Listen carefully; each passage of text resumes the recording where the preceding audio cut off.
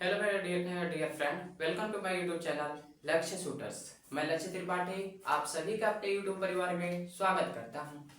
Student, जैसा कि आप लोगों को पता है, हमारे यूट्यूब चैनल पे लगातार एसएससी की तैयारी और कह सकते हैं उत्तर प्रदेश पुलिस और बिहार पुलिस की तैयारी लगातार चलाई जा रही है या फिर कराई जा रही है। स्टूडेंट, आपसे एक और रिक्वेस्ट है कि अगर आपके आसपास में कोई एयरफोर्स अग्निवीर की तैयारी करता है तो वो भी हमारे यूट्यूब चैनल से जुड़कर फ्री ऑफ कोर्स में कर सकते हैं, अपनी एयरफोर्स की तैयारी को पूर्ण कर सकता है। उस पूर्ण करने में आपको देंगे हम एग्जाम के कुछ क्वेश्चन भी प्रीवियस ईयर के, और साथ ही साथ में आपको प्रोवाइड करेंगे पीडीएफ भी। तो अगर आपको पीडीएफ के लिए संपर्क करना होगा तो मेरे डिस्क्रिप्शन में आपको नंबर मिल जाएगा, वहां से आप मुझसे कांटेक्ट कर सकते हैं। पहले व्हाट्सएप करना, मैं आपको व्हाट्सएप रिप्लाई जरूर दूंगा। आज की जो हमारी सेशन चलने वाली है उत्तर प्रदेश और बिहार पुलिस के लिए, उत्तर प्रदेश पुलिस और बिहार पुलिस दोनों के लिए इकोनॉमिक सेशन चलेगा। इस सेशन को स्टार्ट करने से पहले मैं दो लाइन प्यारी सी बातों को पढ़ लेता हूं। शक्ति मेरे शब्दों में रखा है, मेरी आवाज में नहीं। शक्ति मेरे शब्दों में रखा है, मेरी आवाज में नहीं, क्योंकि मुझे खुद पता है कि फसल बारिश से अच्छी होती है, बाढ़ से नहीं। इसी के साथ हम लोग आज के सेशन को स्टार्ट करेंगे और पहुंचाएंगे हम लोग उत्तर प्रदेश और बिहार पुलिस के उस मुकाम तक जहां से आप लोग वर्दी पहन कर सके।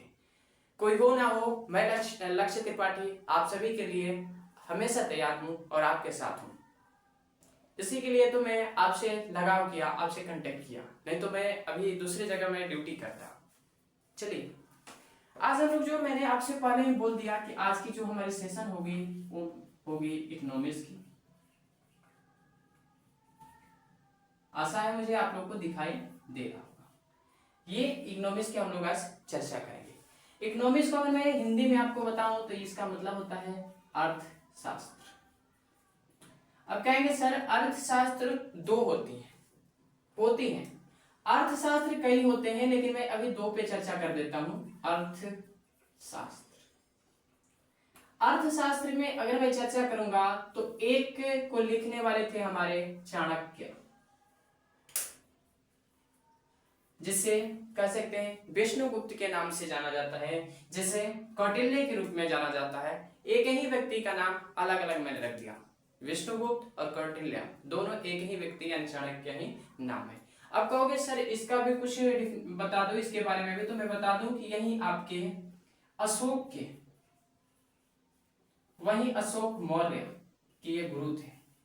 और जब इतिहास पढ़ाऊंगा तो ये कब गुरु या मतलब इनको कब सेना माने ये सब मैं बताऊंगा, लेकिन अभी हम लोग इकोनॉमिक्स के सेशन पे चल रहे हैं, इसलिए हम लोग सिर्फ इकोनॉमिक्स को देखेंगे। ठीक है, रिटर्न वापस आ जाता हूं मैं।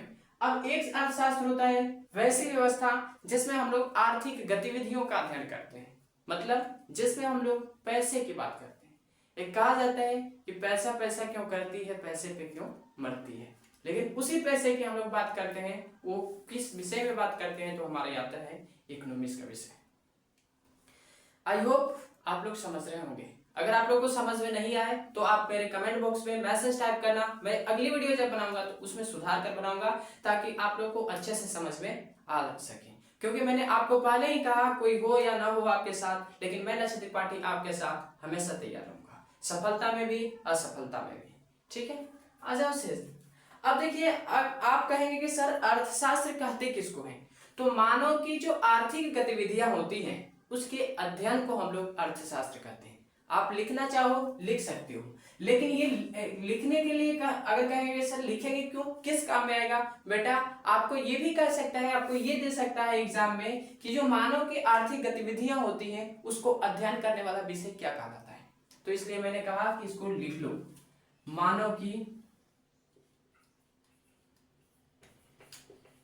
मानव की आर्थिक गतिविधियों का अध्ययन, गतिविधियों का अध्ययन अर्थशास्त्र कहलाता है।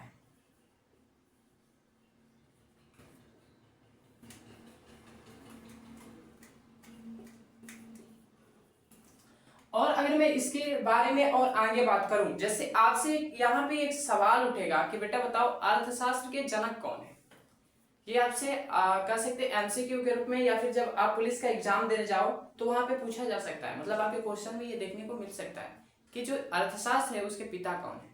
इसका भी आंसर लिख लो, एडम स्मिथ इसके जनक माने जाते हैं। जनक एडम स्मिथ है। ठीक है। अब एक प्रश्न आता है यहाँ पे कि सर आपने तो कह दिया कि हमारे चाणक्य ने अर्थशास्त्र को लिखा है, और यहाँ पे आपने बता दिया कि एडम स्मिथ हमारे अर्थशास्त्र के जनक या फिर कह लो पिता कहलाते हैं। तो भाई बात किसकी माने, ये है या ये है? मैंने आपको ये कहा बेटा कि जो चंद्रगुप्त हैं, यानी जो चाणक्य हैं, उन्होंने अर्थशास्त्र लिखा है। अर्थशास्त्र उनकी पुस्तक का नाम है बेटा, विषय का नाम नहीं है। उससे जैसे अगर मैं यहाँ पे बताऊं आपको, तो जो चाणक्य थे इन्होंने इस एक बुक लिखा है, और ये जो तुम देख रहे हो ये पूरा एक तरह से कह लो कि पूरे मतलब अर्थव्यवस्था के बारे में पढ़ रहे हो।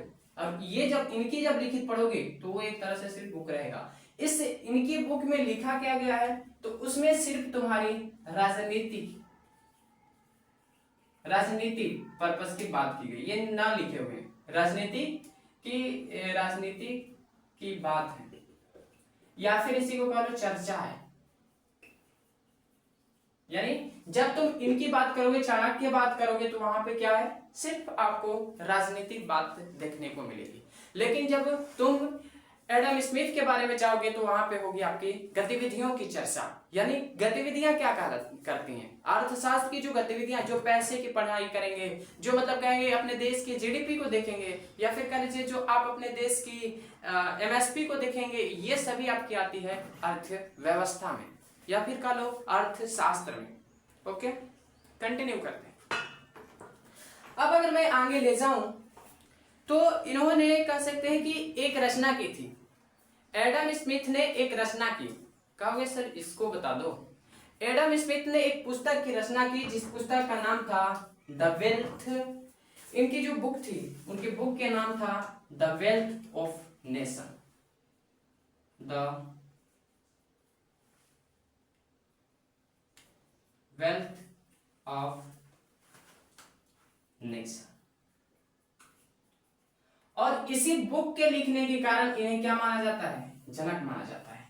और मतलब उन्होंने कोई खास कह सकते हैं अलग से कोई स्टेप वगैरह नहीं दिया था, बल्कि इन्होंने इस पुस्तक की रचना की द वेल्थ ऑफ नेशन। इसके कारण उन्हें कह सकते हैं कि हम लोग अर्थशास्त्र के पिता मानने लगे। ठीक है, आगे अब मैं इकोनॉमिक्स के अंदर चलूंगा धीरे धीरे। अब हम लोग कहाँ चलते हैं, बढ़ते हैं अंदर की तरफ। ठीक है, अंदर बढ़ते हैं। थोड़ा हम लोग इरेज कर लेते हैं, वेट 1 मिनट, और इरेज करके फिर हम लोग आते हैं तो जरूर पढ़ाएंगे। चलिए, तो अभी हमने आपको बता दिया वहां तक। आप आते हैं, मैं आपसे बात करूंगा जिसका नाम है क्षेत्रक। क्षेत्रक क्या होता है, इस पे बात करूंगा। कितने प्रकार के होते हैं, देखिए प्रकार अगर मैं बताऊं तो आपको 5 होते हैं, लेकिन 5 प्रकार में आप कहेंगे कि सर क्या आपका दिमाग ठीक है या नहीं। मेरा दिमाग ठीक है। क्षेत्रक जो होते हैं असली 5 होते हैं। आपके बुक में या फिर आप लोगों ने पढ़ा कितना है, 3 पढ़ा, इसलिए मैं अभी भी आप लोगों को कितना दिखाऊंगा, सिर्फ 3 ही दिखाऊंगा। ठीक है, आज कौन कौन से क्षेत्रक होते हैं। एक आपका क्षेत्रक आएगा प्राथमिक, एक आपका आएगा द्वितीय, और लास्ट आपका आएगा तृतीय। ये आपके क्षेत्रक होते हैं। ठीक है, प्राथमिक क्षेत्रक हो गया, द्वितीय क्षेत्रक हो गया, तृतीय क्षेत्रक हो गया। अब सवाल उठती है कि सर इनका और दूसरे ढंग से बताओ ताकि हम लोग समझ सकें। एकदम बताऊंगा, क्योंकि मैंने पहले कहा रखा है कोई हो या ना हो, मैं लक्ष्य त्रिपाठी आप सबके ऑलवेज टाइम, मतलब हमेशा मैं आपके साथ हूँ। विदाउट हिचक आप मेरे पास कभी भी व्हाट्सएप कर सकते हो, मैंने जो नंबर बताया, और कभी भी एनी टाइम जो तुम्हें डाउट हो वो डाउट मुझसे क्लियर करवा सकते हो। ठीक है, ये मत सोचना है कि हम लोगों ने एग्जाम क्वालिफाई नहीं किया हुआ है, ऐसे हम लोग सिर्फ क्लास ले रहे हैं। हम लोगों ने एग्जाम क्वालिफाई किया हुआ है। मैं खुद एग्जाम क्वालिफाई किया हूँ, मतलब मैं कॉम्पिटिटिव एग्जाम क्वालिफाई करके आप लोगों को पढ़ा रहा हूँ। ऐसा नहीं है कि हम लोग सिर्फ छोटी सी उम्र में आ गए हैं आप लोग को सिर्फ शिक्षा देने के लिए। कुछ लोग क्या सोचते हैं कि अरे ये खुद अब पहले पढ़ ले उसके बाद हम लोगों को पढ़ाएं, तो ऐसा बात नहीं है। हम लोग पढ़कर आए, हम लोग एग्जाम निकाल कर आए हुए हैं, ठीक है। अब अगर मैं बात करूं तो इसमें आपका आता है कृषि क्षेत्रक, इसमें आ जाएगा आपका कृषि क्षेत्रक, इसमें आ जाएगा आपका औद्योगिक क्षेत्रक, औद्योगिक। अब युद्ध इसके बारे में बताऊंगा औद्योगिक क्षेत्रक होता क्या है। और लास्ट वाला में आ जाएगा सेवा क्षेत्रक। मैं एक एक पे बात कर लेता हूं। ये होता है सेवा क्षेत्रक। औद्योगिक क्षेत्रक में आप एक और नाम दे सकते हैं विनिर्माण क्षेत्रक। कौन सा क्षेत्रक? विनिर्माण क्षेत्रक। ओके। अब देखो स्टूडेंट, बात यहां से आती है कि जो प्राथमिक क्षेत्रक है उसको हम लोग दूसरे नाम कृषि क्षेत्रक के नाम से जानते हैं। और कृषि क्षेत्रक का अगर मैं नाम दे दूं कि कृषि क्षेत्रक है तो आप लोग समझ चुके होंगे, लगभग आप लोग को समझ में आ गया होगा। वैसी चीजें जो प्राकृतिक हैं, वैसी चीजें कह सकते हैं जो कि प्राकृतिक में मिलती हैं, उन्हें हम लोग प्राथमिक क्षेत्रक के नाम से जानते हैं। फॉर एग्जाम्पल आपको मैं देता हूं, यानी कि उदाहरण देकर आपको मैं समझाऊंगा कि उदाहरण में जैसे मान लीजिए यहाँ पे मैं दे दिया गेहूं, ठीक है। मैं समझाऊंगा, ध्यान से समझो। सिर्फ दूसरे क्षेत्रक में जब आओगे तो यहाँ पे बात होगी उद्योग की या फिर विनिर्माण की, मतलब वैसा पदार्थ जिसको हम लोग दूसरे पदार्थ में चेंज करते हैं, मतलब उसको दूसरे सिस्टमैटिक ढंग में चेंज करते हैं। तो इसमें आपका आ जाएगा, इसी एग्जांपल लेकर आगे चलो, इसमें आपका आ जाएगा आटा, ठीक। सेवा क्षेत्रक में आ जाओ। सेवा क्षेत्रक में देखो, सेवा क्षेत्रक का मतलब होता है वैसा क्षेत्रक जिसमें हमें सेवाएं मिलती हैं, अर्थात सर्विस मिलती है। तो इसमें आपका क्या हो जाएगा? रोटी। अर्थात मेरे कहने का मतलब ये हुआ कि जो हमारे लास्ट क्षेत्रक आती है वो हमारी हो जाती है रोटी। अब कहेंगे सर इसको और भी डिटेल से बताओ, बताते हैं। जैसे बेटा देखो, आपके खेतों में क्या होगी, ये खेत हो गया, खेतों में आपने गेहूं बो दिया और गेहूं काट लिए। गेहूं काटने के बावजूद आप उसका सेवन नहीं कर सकते हो। क्या गेहूं खा कर जियोगे? नहीं। तो इसको आपने क्या किया? विनिर्माण उद्योग में लगा दिया। मतलब यहाँ पे मिल मैंने बैठाया है, इस मिल में आपने लाकर दे दिया, भाई साहब ले लो। ऐसे मैं यहाँ पे हूँ, ये बैठा दिया मैंने, ठीक है, ऐसे कर दिया। ये मेरी मिल है, मिल चल रही है, ठीक है। और यहाँ पे आए और मैं यहाँ पे थोड़ा तराजू लगा लेता हूँ, ऐसे वेट कर लेता हूँ, ये बैठ गया। और यहाँ पे मैं वेट करने स्टार्ट करता हूँ, आपका 10 किलो है, 5 किलो है, ऐसा कर दिया, ठीक है। और यहाँ पे वेट करने के बाद जब विनिर्माण के लिए हो गया तो आप उसका क्या करेंगे? उपभोग करेंगे। तो उसका क्या करेंगे? आप ऐसे करके मम्मी के पास ले जाएंगे, ये तवा है और तवा पे रोटी रख दो, ये आपकी रोटी पकी, ठीक है। तो ये हमारे होते हैं क्षेत्रक, ठीक है। अब एक सवाल ये आता है कि सर किसी देश को विकसित देश या फिर किसी देश को अविकसित देश और किसी देश को विकासशील देश कब कहेंगे?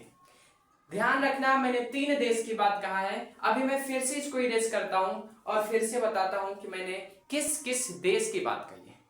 आप घबराइए मत, मैं एग्जांपल देकर आपको बताऊंगा, ठीक है। लेकिन आपको इसमें करना क्या है? कुछ नहीं करना है, हम लोगों के लिए सिर्फ एक छोटा सा लाइक दे देना है, हमारे वीडियोस को शेयर कर देना है, और कह सकते हैं आप लोग को हमारे चैनल को सब्सक्राइब कर देना है। ज्यादा से ज्यादा लोग को शेयर करते रहिए। और मुझे आशा है जितने लोग आते हो वो जरूर शेयर करते होंगे, लेकिन सब्सक्राइब नहीं करते। इसलिए मेरे YouTube चैनल को सब्सक्राइब करो ताकि हमारा परिवार और भी बढ़ सके और थोड़ा सा परिवार बड़ा हो सके, हम लोग और भी ज्यादा बड़े तरीके से आपकी सेवा कर सके, आपको हम लोग लाभ दे सके। और आप लोग को मैं एक कह सकते हैं कि निम्न लैंग्वेज में, मतलब एक छोटी सी अपने ग्रामीण इलाके की लैंग्वेज में आपको समझा सकूं। और हमारे चैनल पे किसी भी प्रकार के कोई पैसा नहीं रखा गया है कि आप पहले पैसा दो फिर आपकी क्लास कंप्लीट कराई जाएगी। आपको जो भी वीडियो लेक्चर मिलेगा वनली फ्री मिलेगा, ठीक है। अच्छा, अब मैंने 3 देशों की बात की बेटा। एक हमारा था विकसित, एक था विकासशील,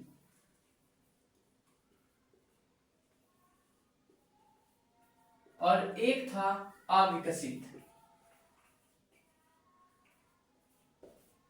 इन तीनों देश में अंतर क्या है? ये सभी को मैंने कंट्री माना है, ये हमारे क्या है, कंट्री, अर्थात ये हमारे कौन से क्या कहलाते हैं हिंदी में, देश कहलाते हैं।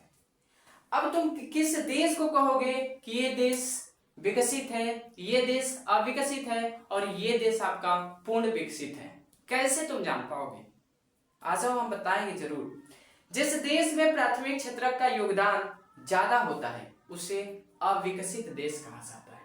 ध्यान देना, जिस क्षेत्र में, जिस भी एरिया में, जिस देश की एरिया में प्राथमिक क्षेत्रक का योगदान, प्राथमिक क्षेत्रक का योगदान ज्यादा होता है उसे अविकसित देश कहते हैं। अविकसित देश कहते हैं। आई होप आप लोग को समझ में आ रहा होगा। इसका एग्जांपल देता हूं आपको, अफगानिस्तान,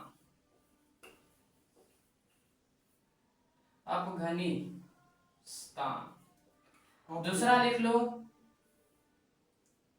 पाकिस्तान,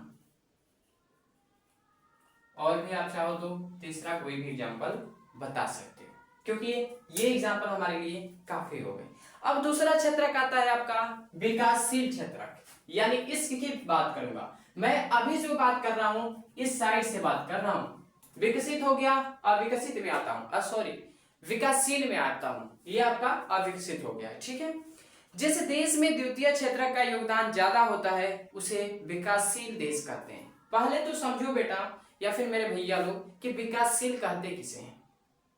विकासशील का मतलब होता है वैसा देश जो विकसित होने की सोच में हो या फिर होने की होड़ में हो। यानी जैसे मान लो कि दो देश हो गए और दोनों देश आपस में कंपेयर कर रहे हैं, मैं आगे चला जाऊं, ये कहता है मैं आगे चला जाऊं, ये कहता है मैं आगे चला जाऊं, ये फिर आता है। तो ये होड़ जो होती है इसी को हम लोग कहते हैं विकासशील। मतलब विकसित होने के लिए काम कंटिन्यू है, चल रहा है। तुम लोग क्या कर रहे हो अपने आप को कि अपनी सफलता के लिए मेहनत कर रहे हो। हम खुद क्या कर रहे हैं, अपनी सफलता के लिए मेहनत कर रहे हैं। हमारे भी यूट्यूब पे ज्यादा सब्सक्राइबर हो जाए, हमें भी चाहे कि हम लोग क्या करें कि सिल्वर बटन ला ले, गोल्डन बटन ला ले, डायमंड बटन ला ले, लेकिन वो मिलेगा कब, जब आप लोग चाहेंगे तब।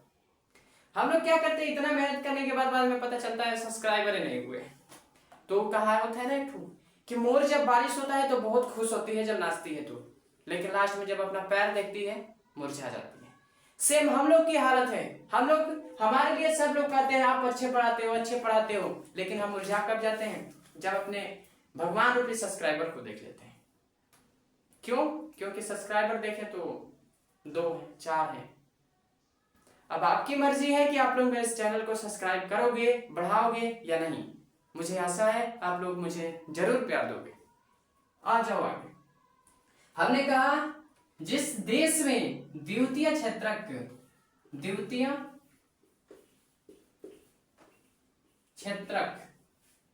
का योगदान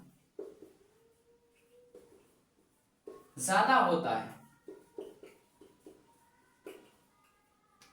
उसे विकासशील देश कहते हैं।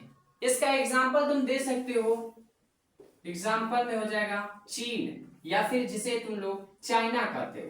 अगला हो जाएगा भारत। बेटा एक और चीज मैं बता देता हूं, या भैया एक और चीज मैं बताता हूं कि जो भारत हमारा है विकसित देश नहीं है।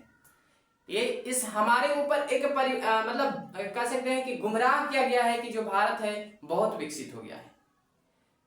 क्योंकि इधर आप लोग कहते हैं कि हमारी जीडीपी बहुत हाई है। जरा एग्जाम में जाकर यही गलती मत कर देना, जब एग्जाम में बैठना तो ये गलती मत कर देना कि हमारी जो जीडीपी है बहुत हाई है, उसको पेंट मत करके आ जाना, नहीं तो एग्जामिनर वही तुम्हारी सवालों का जो जवाब होगा उसको गलत कर देगा। क्योंकि मोदी जी के कहने से हमारा देश विकसित नहीं हो जाएगा, विकासशील की होड़ में है। लेकिन आपको ये भी बता दूं कि मोदी जी चाहे तो अब इनको इस श्रेणी में लाने के लिए तैयार भी कर रहे हैं। मतलब एक तरह से अपना जोर लगाए हुए हैं कि इसमें आ जाए, और आप लोग की दुआ रही उनके पास तो इसमें जरूर आएंगे। क्योंकि अभी मैं देख रहा हूँ कि लोग जो है, जैसे मतलब जनता हमारी जो है, या फिर मतलब जो सब्सक्राइबर लोग हैं, नाचने वाले को ज्यादा सब्सक्राइब कर देते हैं लेकिन टीचरों को नहीं। यही हमारी रहती है बेरोजगारी की मुद्दा। टीचर लोग के सब्सक्राइबर कम और नाचने वाले के ज्यादा, जानने वालों के कम, ना जानने वालों की ज्यादा। अभी ये मोदी जी आ जाए, उनको देखने के लिए 10,000 लोग जाएंगे।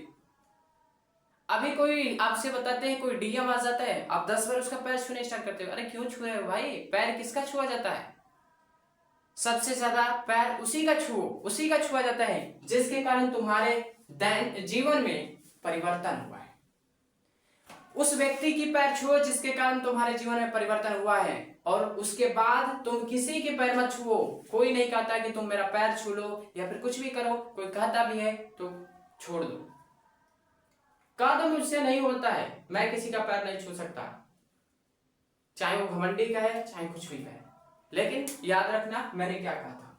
तो ये हमारा जो देश है विकासशील की श्रेणी में आता है, यानी अभी काम चालू है, लेकिन मोदी जी की कृपा रही तो इसमें जरूर आ जाएंगे। याद रखना, मैं ये पॉलिटिक्स की बात नहीं कर रहा हूं, लेकिन हकीकत बातें बता रहा हूं, क्योंकि आप अपने जीके की कंटेंट से बुक में जाना, यानी कि कह सकते हैं गूगल पे जाना, और गूगल पे जाने के बाद भारत की जीडीपी को सर्च करना।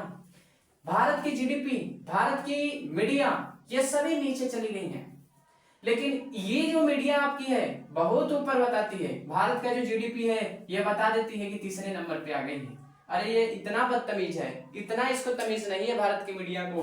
अगर सबसे ज्यादा लथेरा जाए तो किसको लथेर सकते हो तुम? भारत की मीडिया को। इतना बदतमीज है कि भारत की मीडिया 169 देश में 163 पे आ गई है, लेकिन जब भी देखोगे ये लोग आती कैसे हैं? मेकअप लगाकर।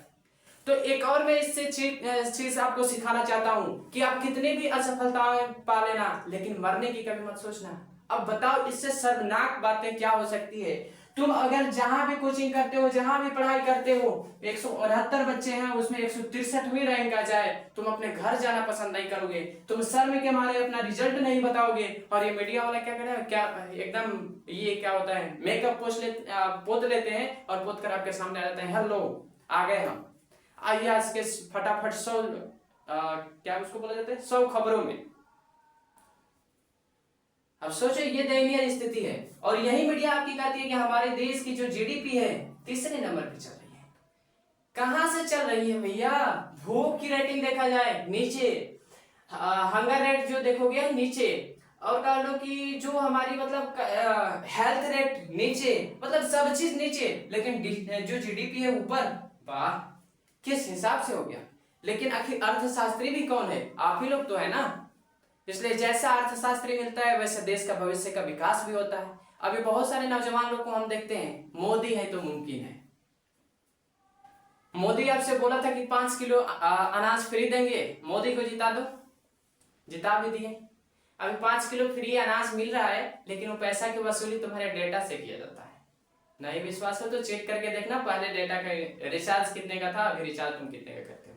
अभी शर्म करो, तुम खुद के पैसे पे जीते हो, माँ बाप पैसा देते हैं। जिस दिन तुम कमाने के लिए आ जाओगे उस दिन से तुम्हें खराब लगने लगेगा बीजेपी सरकार। मैं बता दूं कि 2 लोगों के लिए हर वक्त बीजेपी सरकार खराब है। एक तो वैसे लोग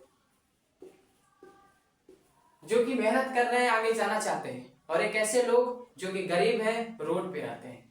तुम अपने घरों पे, अपने बाप के घरों पे कट्टा दिखा देते हो लोगों को, बाहर जाते हो, ये कह सकते हो कि मतलब खा बेशक न रहे हो, लेकिन बाहर जाकर रौब दिखा देते हो, लेकिन हकीकत क्या है ये भूल जाते हो।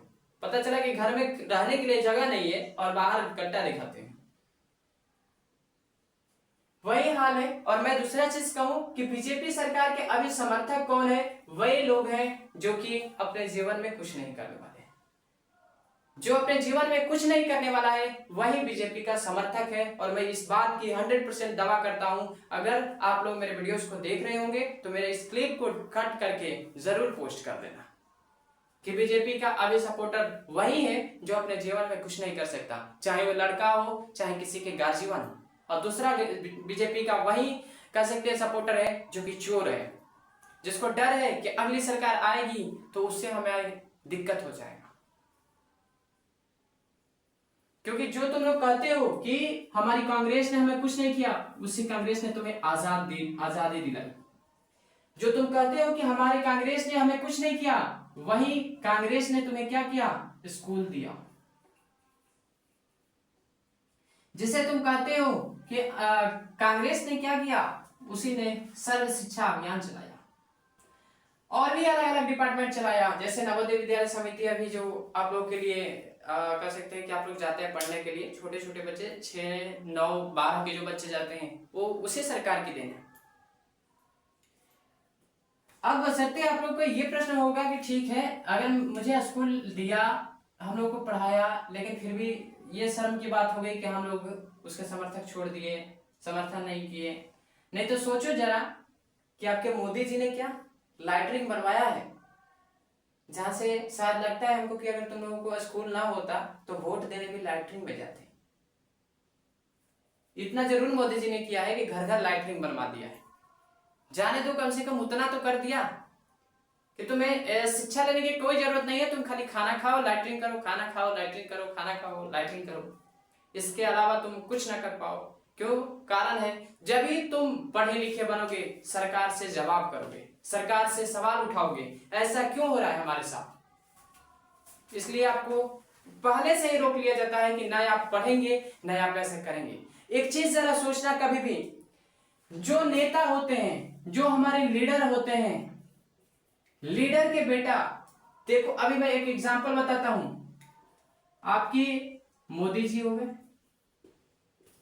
अमित शाह हो गए, ये लोग कहते हैं कि हमारा हिंदू खतरे में है, हिंदू खतरे में है। अच्छा एक चीज बताओ, क्या हिंदू यदि खतरे में है तो वो लोग हिंदू नहीं है? आखिर कैसे हिंदू खतरे में? उन लोगों के लिए खतरा नहीं है, हमारे लिए खतरा है।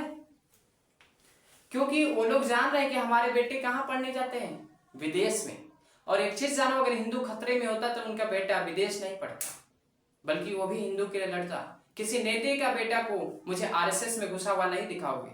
इसलिए मैं आपसे रिक्वेस्ट भी करता हूं कि आप लोग कभी भी जातिवाद पे युद्ध ना करें या फिर ना ही किसी का विरोध करें। क्योंकि किसी नेता के बेटे को तुम किसी समिति में घुसे हुए नहीं देखते हो, किसी जातिवाद में भिड़े हुए नहीं देखते हो। भिड़ाता किसको है? तुम लोगों को भिड़ाएगा।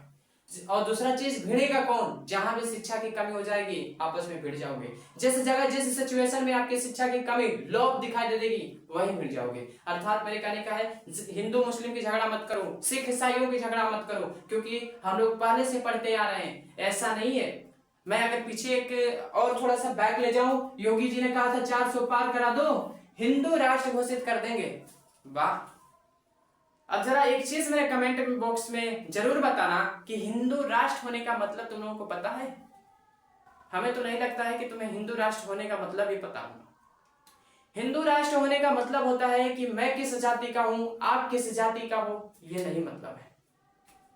तुम यादव हो, तुम राजपूत हो, तुम ब्राह्मण हो, या फिर तुम कोई भी जाति के हो, कोई मतलब नहीं, हम सभी हिंदू हैं। इस बात को लेकर बहुत सारे लोगों ने बड़ा जबरदस्त हड़कंप मचाया हुआ था। यहां तक कि कुछ साधु संत भी राजनीति में हिल चुके थे उस टाइम में। हमें भी भारत को हिंदू राष्ट्र बनाना है, भारत को हिंदू राष्ट्र बनाना है। जरा सोचो, हिंदू राष्ट्र भारत को कैसे बना सकते हो? कैसे बना दोगे? हिंदू राष्ट्र का मतलब हुआ कि मैं अगर राजपूत हूं, मैं अगर यादव हूं, तो मैं ब्राह्मण की लड़की से शादी कर सकता हूं। कौन सा ब्राह्मण तैयार हो जाएगा? या फिर तुम लोग, कोई मुस्लिम होगा, कोई हिंदू होगा, किसी भी जात के अदर कास्ट से शादी करने के लिए तैयार रहो। मतलब कह सकते हैं कि वहां पे ये है कि तैयार रहो, तुम जाओ शादी कर लो। क्या कोई किसी का पापा या फिर किसी की माँ तैयार हो जाएंगी तुम लोगों से शादी करने के लिए, राजपूत या फिर ब्राह्मणों की? अगर आप यादव हो तो कोई राजपूत या ब्राह्मण अपनी लड़की दे देगा? नहीं देगा। तो फिर हिंदू राष्ट्र होने से फायदा क्या हो गया? इसलिए हिंदू राष्ट्र मत बनाओ, अपने देश को विकसित राष्ट्र बनाओ। इतना हमारा आज का लेक्चर काफी है। मिलेंगे नेक्स्ट वीडियो में। अगर अच्छा लगे तो हमारे वीडियोस को लाइक कर दो, ज्यादा से ज्यादा सब्सक्राइब कर दो, प्लीज हमारे लिए शेयर कर दो और हमारे फैमिलीज को जरूर बढ़ाओ। अभी हमारी फैमिली बहुत छोटी चल रही है दोस्त। जब हमारी फैमिली बड़ी होगी तो मैं जरूर आप लोग से और भी दूसरे ढंग से बात करूंगा, अर्थात और भी हम लोग कुछ ना कुछ इसमें चेंज करते रहेंगे, क्योंकि मेरी साहस ऐसे बढ़ते रहे, इसलिए उसके लिए मुझे सपोर्ट करो और साहस के मैं अपने साहस को जरूर इंक्रीज करूंगा। कोई हो या ना हो, मेरे चैनल को सब्सक्राइब करके रखना। मैं लक्ष्य त्रिपाठी आप सभी के साथ ऑलवेज टाइम हूँ। अगर कोई नहीं मिले तो आप मुझसे कांटेक्ट कर सकते हो 9801163593 पे, जो कि आपके डिस्क्रिप्शन में मिल जाएगा। तो मिलते हैं नेक्स्ट वीडियो में, तब तक के लिए जय हिंद, जय भारत, जय बिहार।